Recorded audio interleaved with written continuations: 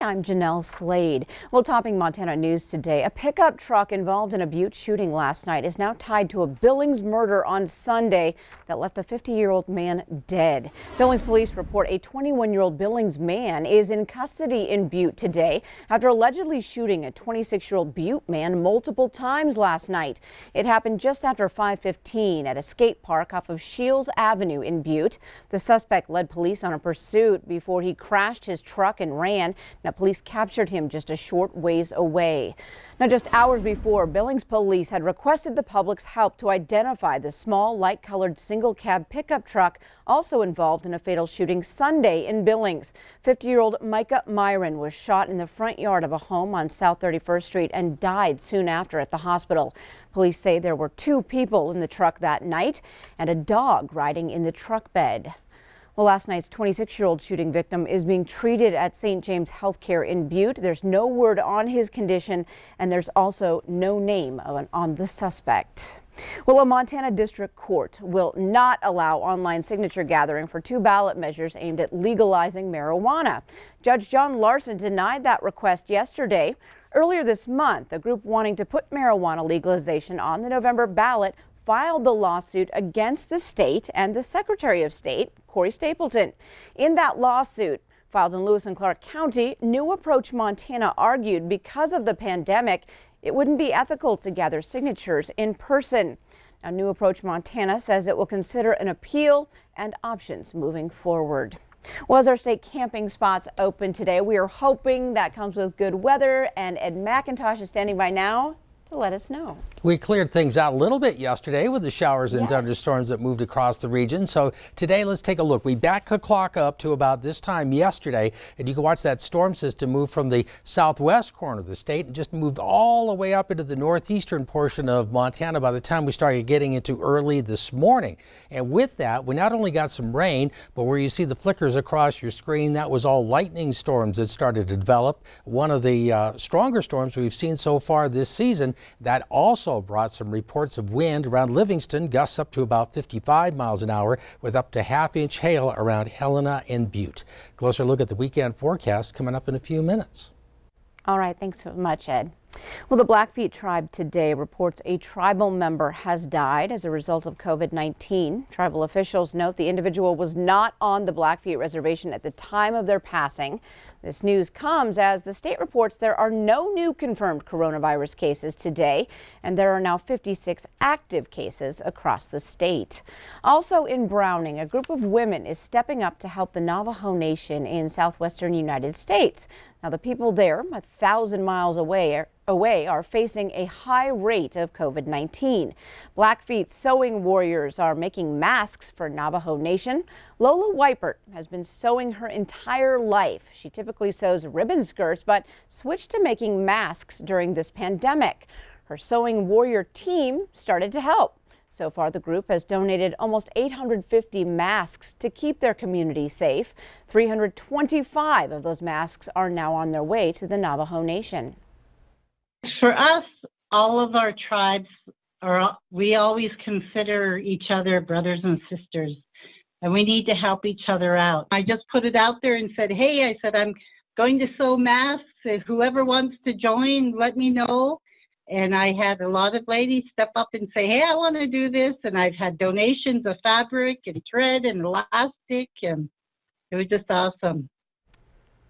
Now, Weipert estimates the women each worked 3.5 hours each day for 7 days a week sewing the masks. The group is still accepting donations of fabric and other sewing supplies. Well, the Northern Cheyenne stay-at-home order will now run until May 8th, and the Crow tribe restrictions will continue until the 14th.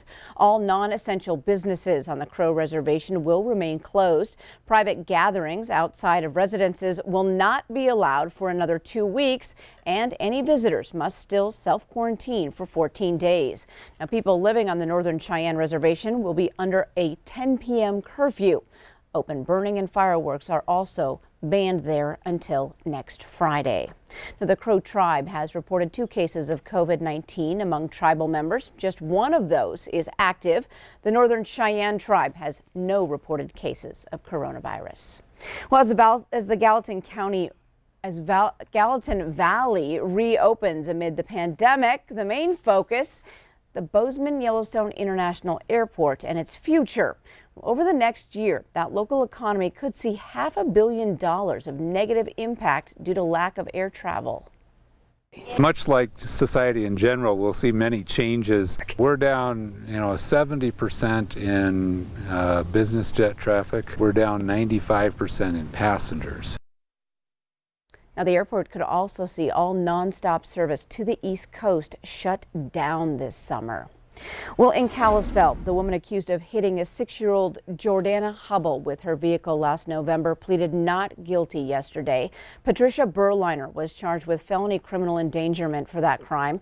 Court documents say Hubble was leaving her school bus when she was hit and thrown approximately 60 feet.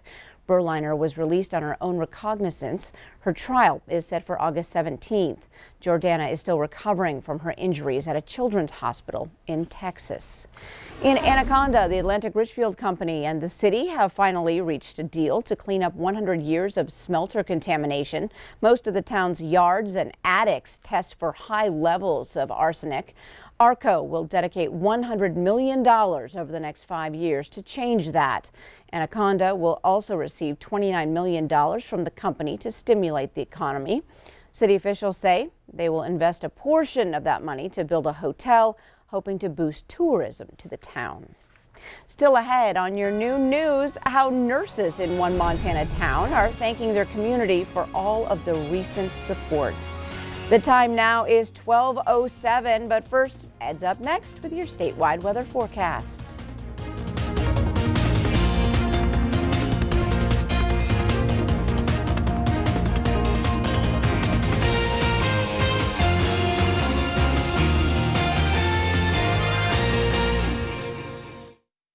Up to 61 in Williston, North Dakota, where the temperatures really haven't changed all that much. Worland also at 61 in northern Wyoming. Sheridan at 60 degrees.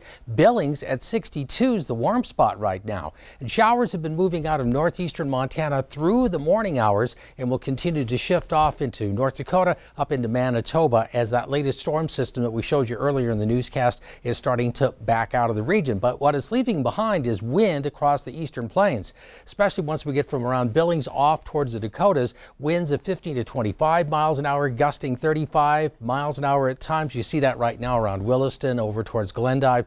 But a northwesterly wind that's helping to hold the temperatures back just a little bit. As the ridge is trying to build in from the west, we're still seeing the influence of that upper level system as we start looking off into the plains. So again, here's where that weather system pushed through the region yesterday, winding some of those showers up into northeastern Montana early today. And now that system is starting to push off to the Twin Cities, up towards Winnipeg, and we'll continue to watch some showers and isolated thunderstorms with that. But it's leaving behind a quieter weather picture for us as we start the transition into the weekend. So here's the setup for today. Temperatures are going to be mainly in the 60s for the daytime highs, breezy across the eastern plains at least through the afternoon, and then starting to taper off tonight. So as the ridge continues to build in, a few isolated showers will develop, especially for the higher elevations tonight heading into tomorrow, but it gets quieter overnight. Now the ridge takes over tomorrow, allowing for some thunderstorm activity into the Pacific Northwest here in this area from around Portland all the way over towards the panhandle of Idaho. And a few of those showers and thunderstorms will start to move into central and western Montana by tomorrow afternoon and evening, especially favor the higher elevations, some of the mountain foothills. Across the eastern plains, it's quieter and the temperatures begin to warm. We're going to hit more 60s to low 70s. Now keep in mind, upper 50s to mid 60s is average across the region here this time of the year. Now the cold front that starts to push across the region will be a trigger for more showers as we start getting into Sunday. Could see some lulls in some of that into central and western Montana and start to increase the chance of showers into eastern Montana and into the Dakotas and northern Wyoming. Few isolated thunderstorms with this and some higher elevation snow. It's going to keep things a little bit unsettled as we start getting into early next week. So for today, looking at a lot of 60s for the daytime highs, a few showers later in the day. Winds across the eastern plains taper off during the evening hours. Overnight temperatures mainly into the 30s to low 40s, a little bit warmer once we start getting east of Lewistown, mainly the 30s across areas of eastern Montana. Some of these temperatures get a little chilly again. Butte, you're going to be hovering once again close to freezing first thing tomorrow morning. but the afternoon temperatures begin to warm a bit. Now, the stronger storms look like they're going to stay over to the west of Montana, but we're going to be looking at 60s to 70s tomorrow afternoon, at least mid to lower 70s across areas east of the divide. We're off to a little bit warmer start first thing tomorrow morning. As we start getting into the late afternoon and evening hours, a few of those storms will continue to pop up in central and western Montana. So west of the divide, looking at sunshine, temperatures warming up, could hit the low 70s tomorrow around Missoula and then back off quickly on Sunday. Great Falls and Helena also looking at that up motion, and the temperatures tomorrow dropping off a little bit, but not as dramatically. And then Butte-Bozeman also looking at scattered showers and thunderstorms. Billings, Glendive, perhaps some storms by late in the weekend. There's a look at the weather. Back to you, Janelle. All right, thanks so much, Ed. Well, for the past few months, whether by howls or hearts in a window, communities across Montana have stood by their healthcare workers. Now, a group of Kalispell Regional Hospital nurses wants you to know that all of those actions do not go unnoticed. MTN's Maren Sue spoke with these nurses who want to say thank you. A group of Kalispell Regional Hospital nurses just want to say thank you to the community for your extra love and support during the coronavirus. It is a mixed roller coaster of emotions, honestly. Dealing with all the changes, all the rules that we had to go through with the hospital. Karen Honeycutt is a social worker with Kalispell Regional Hospital's rehab unit. Since coronavirus hit the hospital, she says it's been nonstop and challenging. Everybody's anxious already. So I think the masks for me were probably the hardest thing because I like to make eye contact and develop that rapport really fast. She says while face masks keep herself and others safe, she felt it created a barrier for her. But Honeycutt says the community support is what's kept her going. Some of the money coming from the community, the hospital put that towards what they called a compassion cart. And they bought tons of yummy snacks and they decorated the cart and they brought it around to every unit. And just that just lifts your spirits when you're working on the unit and you're in the walls of the hospital all day long. She says thank you to everyone who's written a note. Those have not gone unread. And so they put that on the wire where we can read those daily. Registered nurse Kayla Tenney says it's stressful thinking about how contagious the virus is. Being cautious as you leave so you don't bring it home to your family, and then just being really attentive to your symptoms and yourself to make sure you're not bringing it into the hospital where people are vulnerable. But she says the community gave her hope. Some sidewalk chalk art, which is pretty fun.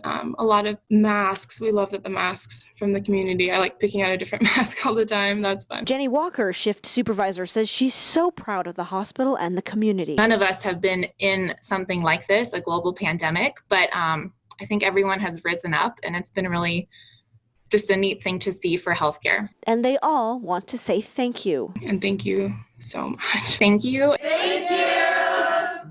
In Kalispell, Maren Sue, MTN News. And thank you. Now, Walker reminds people to please continue to take this virus seriously by social distancing and washing your hands.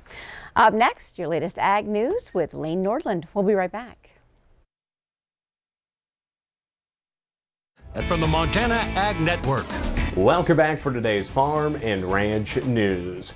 In the headlines, the Montana Department of Agriculture has extended the deadline for hemp planting applications for the 2020 growing season to Monday, June 1st, 2020. The hemp licensing process is twofold. First, eligible applicants must be issued a planting license so they may purchase seed or live plants. And the second part is to receive a full license. An applicant must submit a planting report confirming information on the crop planted. In addition to new applicants, all 2019 licensees are required to renew if interested in growing hemp in 2020. For more information, just contact the Montana Department of Agriculture by phone or online. And for the first time in its 50-year history, the Wheat Quality Council's Hard Red Winter Wheat Tour of the Kansas winter wheat crop has been canceled this year due to COVID-19. Many wheat farmers here in Montana and across the nation look to this valuable information on the yield and quality of the crop that the tour provides. But organizers will provide a virtual tour of the Kansas wheat crop during the week of May 18th.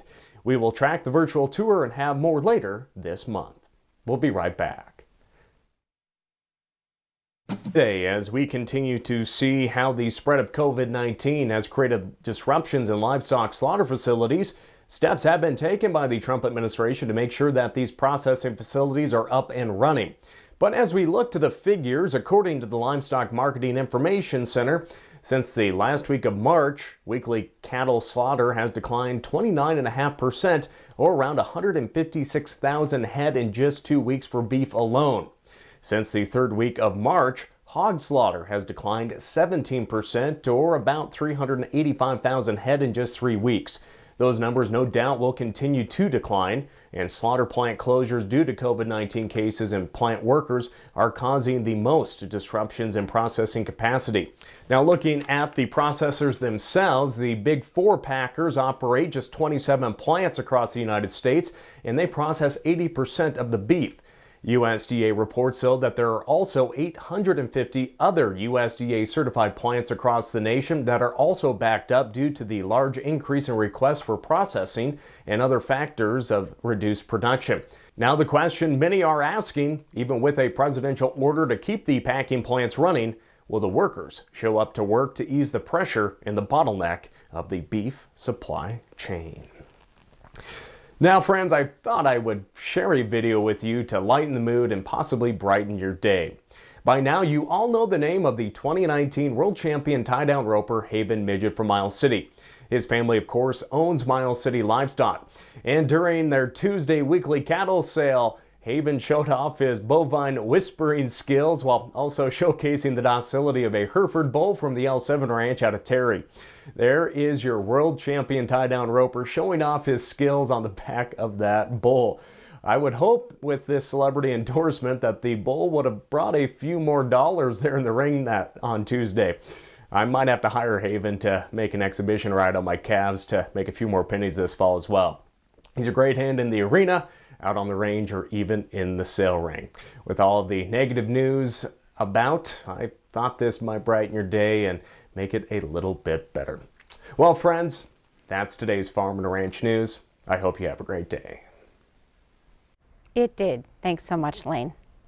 In some other news today, Give Great Falls is helping the community to give back to its favorite organizations. Now, one of those, Children's Museum of Montana, a place where kids can come and enjoy productive, interactive, and educational activities year-round. This year has been especially hard for the organization, with COVID-19 not allowing for normal fundraisers. It's been really great for us to be able to raise money. We had to cancel all of our spring fundraisers due to this COVID-19 business. But it does allow us to kind of collect funds. You know, the hot topic is moving to our new museum and our capital campaign with that.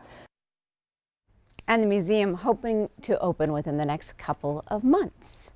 And now we're going to shine a little light on the weather. It's a little dark today. So, Ed McIntosh. That's not from getting too much sunshine, no, from yesterday. Not enough light. No, let's go ahead and take a look and see what's going on as we have temperatures mainly in the 60s for the highs today. A few isolated showers, a little higher elevation snow later in the day. But for the most part, it's a really nice spring day all across the region. And we'll look for temperatures to generally be a little warmer tomorrow. We're going to have a lot more readings, 65 to even near 75 by the end of the day tomorrow. The downturn comes as we start getting into Sunday and Monday. Areas of showers will start to move into central and western Montana. That'll move across the eastern plains as we start getting into the first part of next week. So we'll have temperatures holding close to seasonal averages, but as we'd expect this time of the year, that means that showers, thunderstorms, a little higher elevation snow will continue to come and go over the course of the next week or two.